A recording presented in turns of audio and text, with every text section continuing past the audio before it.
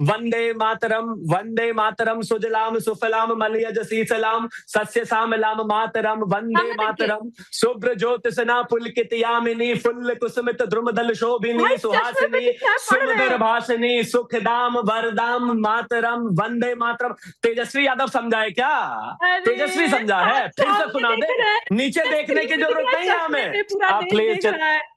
अरे भाई लोग देखो, आंख बंद करके गा दीजिए। आंख बंद करके गा देते हैं, ये लीजिए आंख बंद करके गा देते हैं। वंदे मातरम सुजलाम सुफलाम मलयज शीतलाम सस्य श्यामलाम मातरम वंदे मातरम शुभ्र ज्योत्सना पुलकित यामिनी फुल्ल कुसुमित द्रुमदल शोभिनी सुहासिनी सुमधुर भाषिनी सुखदाम वरदाम मातरम वंदे मातरम। और बताइए, और कोई एक्सरसाइज? अनपढ़ों की पार्टी है। अब मेरा मौका, मुझे बोलने का मौका दीजिए।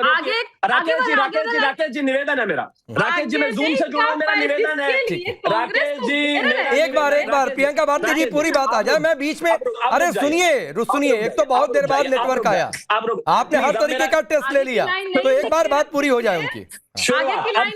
अब मैं निवेदन करता हूं कि मुझे लगातार इंटरप्ट किया गया है। अगर यही प्लीज, अब आपको रोकना पड़ेगा। प्रियंका भारती जी प्लीज।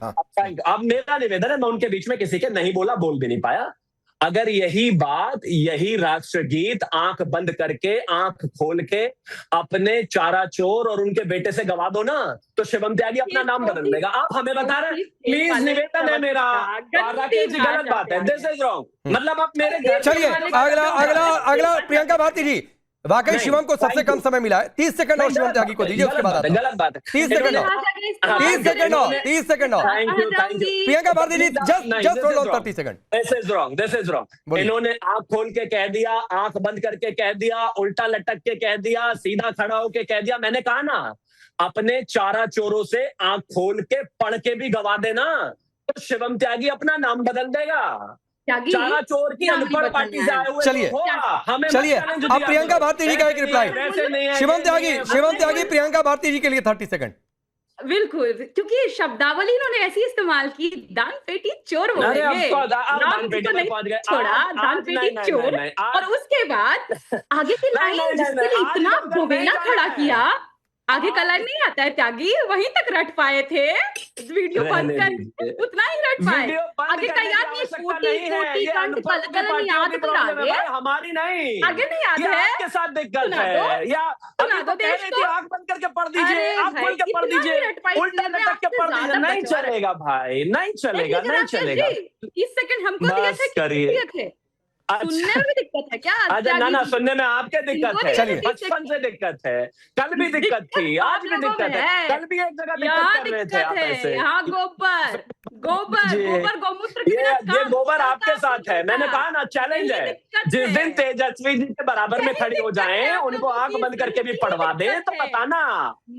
राकेश जी दिमागी नक्सली की बात कर रहे हैं, बहुत बढ़िया किए थे प्रधानमंत्री जी जो दिमागी नक्सली शब्द का जिक्र किए। हम तो सोच रहे हैं कि पूरा इतिहास ही उनको हम याद दिला दे, दिमागी नक्सली होते कौन है और कैसे दिखते हैं और क्या क्या करते हैं। दिमागी नक्सली का नाम था हेडगवार। 28 दिसंबर 1949 को मुखपत्र में एक आर्टिकल लिखे और उस आर्टिकल में राष्ट्रगान को आइटम ऑफ एंटरटेनमेंट बोले थे। ऐसे दिखते हैं, होते हैं दिमागी नक्सली जो राष्ट्र के ध्वज का सम्मान भी नहीं कर सकते। गोलवालकर ने बंच ऑफ थॉट्स में पन्ना नंबर 188, हम पूरा प्रूफ के साथ बोल रहे हैं, पन्ना नंबर 188 पर लिखा, देश का जो ध्वज है तिरंगा, इट्स इमिटेटिंग एंड ड्रिफ्टिंग, मतलब भारतीय कुछ भी नहीं लगता है, तो जो देश के तिरंगे का सम्मान न कर पाए वो होते हैं दिमागी नक्सली। आपको मैं बता दूं, जिस तिरंगे की हम बात कर रहे हैं आज, उस तिरंगे को बनाने के लिए जो एडहॉक कमेटी का गठन हुआ था ऑन नेशनल फ्लैग, उस एडहॉक कमेटी के सदस्य अंबेडकर से लेके बड़े बड़े लोग थे। उन्होंने सजेस्ट किया कि तिरंगे में अशोक चक्र होना चाहिए, बुद्धिज्म से रिलेटेड और समय दिखाता हुआ। इस अशोक चक्र के खिलाफ थे गोलवलकर।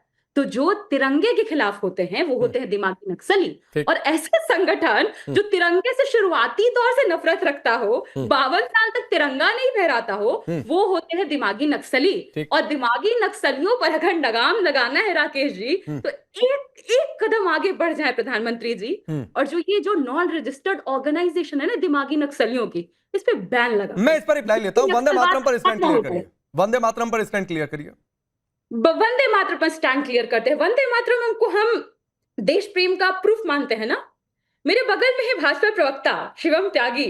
चलिए यहीं पे आपके शो में बिना इधर उधर आग किए, बिना गूगल का इस्तेमाल किए, शिवम जी आप गाइए वंदे मातरम, मैं शुरुआत करती हूँ वंदे मातरम। कहाँ चले गए शिवम जी? नहीं वो आ रहे हैं, कई बार नेटवर्क है, वो आप सुन लीजिएगा। मैं आपसे जो पूछ रहा हूँ वो बताइए। पहले ये बता दीजिए जो हुआ वो अपमान हुआ कि नहीं हुआ? मैं जो पूछ रहा हूँ राकेश जी, हम वंदे मातरम पर अगर चर्चा करना चाहते हैं, प्रियंका भारती जी पहले ये बता दीजिए कि जो हुआ उस पर आपकी पार्टी की क्या राय है मैडम? और व्यक्ति को जो बीजेपी आरोप लगा रही है उस पर आपकी पार्टी की क्या राय है?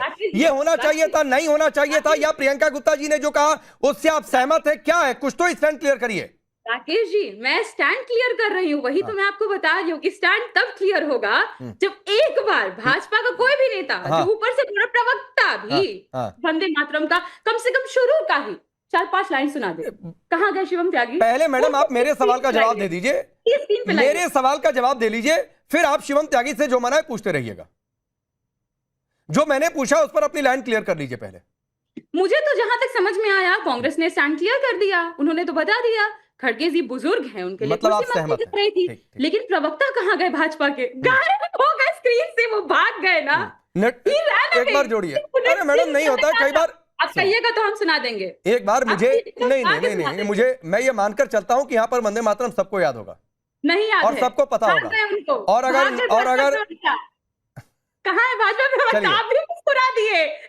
प्रियंका भारती जी मुझे बताया है पिछाड़ने की नेटवर्क की दिक्कत है, वो यूनिट से नहीं जुड़े हुए हैं, जूम से जुड़े हुए हैं, और जूम मोबाइल नेटवर्क पर काम करता है। ये आपको यस पीसीआर दोबारा कनेक्ट कर रहा है, ये आपको अच्छे तरीके से पता है। अब आगे बाकी लोगों से राय ले लीजिए, हम गाने के इंतजार में बैठे हैं। आज आपके शो पर वंदे मातरम का वंदन हो जाए। ठीक है भाटी जी आप भी राय बता दीजिए। अखिलेश यादव ने तो कहा कि वो रहमान वाला वंदे मातरम गाना चाहिए, मतलब यहां भी आप लोगों को भी वोट बैंक दिखी क्या? नहीं देखिए, एक तो आज 15 अगस्त के दिन सभी देशवासियों को और आपको और आपके सभी पैनलिस्ट को स्वतंत्रता दिवस की बहुत बहुत शुभकामनाएं। दूसरी बात, मुझे मैथिलेशन गुप्त जी की एक पंक्ति याद आती है, उनकी कविता है कि एक समय जो ग्रहा है दूसरे समय त्याज होता है, ऊष्मा में हिम के कंबल का भार कौन ढोता है। पहली बात तो यही हमारे लिए बहुत चिंता का विषय है, बहुत नासमझी की बात है, कुछ समझ से बाहर की बात है कि देश की स्वतंत्रता के 80 साल बाद हम इस बात पर चर्चा क्यों कर रहे हैं कि कौन सी पार्टी देशभक्त है, कौन सी पार्टी देशभक्त नहीं है। एक पार्टी को देशभक्त सिद्ध करने के लिए जो, अब मैं तो ये कहना चाहता हूं कि गधे को कितना ही भी नहलाया जाए और उसे क्रीम पाउडर लगाया जाए, उसका मेकअप किया जाए, वो कभी गाय नहीं बन सकता, गधा गधा ही रहेगा। ये सच्चाई तो इतिहास में दर्ज रहेगी कि आरएसएस, हिंदू महासभा और बीजेपी के पूर्व जो संगठन थे, ये सब लोग तिरंगे के विरोधी थे, राष्ट्रगान के विरोधी थे, भारत माता की जय बोलने के विरोधी थे, इंकलाब जिंदाबाद बोलने के विरोधी थे। जब तिरंगा फहराना एक वीरता की निशानी माना जाता था, देशभक्ति की निशानी माना जाता था, तब ये उससे दूरी बना के रखते थे। और आज जब देश आजाद है, आज जब हमें किसी का डर नहीं है, उस समय इंकलाब जिंदाबाद बोलने पर, वंदे मातरम गाने पे अंग्रेजों की पुलिस कोड़े बरसाती थी। तो जो देशभक्त लोग थे वो उस समय वंदे मातरम गाते थे, उस समय तिरंगा फहराते थे, उस समय इंकलाब जिंदाबाद बोलते थे। आज जब कोई डर नहीं है, देश आजाद है, तो आज ये इंकलाब जिंदाबाद बोल के या वंदे मातरम गा के अपना आपको देशभक्त सिद्ध करना चाहते हैं। अच्छा, देशभक्ति इतनी सी बातों से सिद्ध नहीं होती है। तो क्यों आज देशभक्त वो है जो भारत के संविधान जंतर मंतर पर इंकलाब जिंदाबाद हुआ तब तो बड़ा अच्छा लगा था आपको। भारत के संविधान का पालन करना चाहता है। जब जंतर मंतर पर इंकलाब जिंदाबाद हुआ जी, क्या तो आप लोगों को बड़ा अच्छा लगा? कुछ लोगों ने अच्छा लगा था ना, तब नहीं ये तर्क समझ में आया था कि अब इंकलाब जिंदाबाद की क्या जरूरत है? इंकलाब जिंदाबाद, इंकलाब जिंदाबाद बोला जाता है क्रांति के लिए, नारा है आंदोलन के लिए। जब तक धरती पर भूखा इंसान रहेगा तब तक धरती पर तूफान रहेगा। जब तक लोगों की भूख का सवाल हल नहीं होगा, लोगों के रोजगार का सवाल नहीं हल होगा, शिक्षा का सवाल हल नहीं होगा, जरूरी लगने लगा तब तक ये नारे बुलते रहेंगे। इस नारे में आपको क्या एतराज? अरे मुझे कहाँ एतराज है? ये तभी आप कह रहे हैं कि आज जरूरत क्या है, फिर आप कह रहे हैं क्रांति है तो जरूरत है। तो पहले तय कर दीजिए कि जरूरत है कि नहीं जरूरत है। आप क्यों? मुझे इंकलाब जिंदाबाद से कोई दिक्कत नहीं है, मुझे कोई दिक्कत नहीं है भाटी जी, लेकिन ये डेफिनेशन बदलिए नहीं कि पहले जरूरत नहीं, फिर आज जरूरत है, फिर आज जरूरत है तो कल जरूरत नहीं। डेफिनेशन मत बदलिए। और दूसरी बात है, सवाल को स्किप मत करिए, आइए। मैं ये कह वंदे रहा हूं, मातरम से देखिए, आपको क्या दिक्कत, क्यों ए.आर. रहमान वाला वंदे मातरम चाहिए?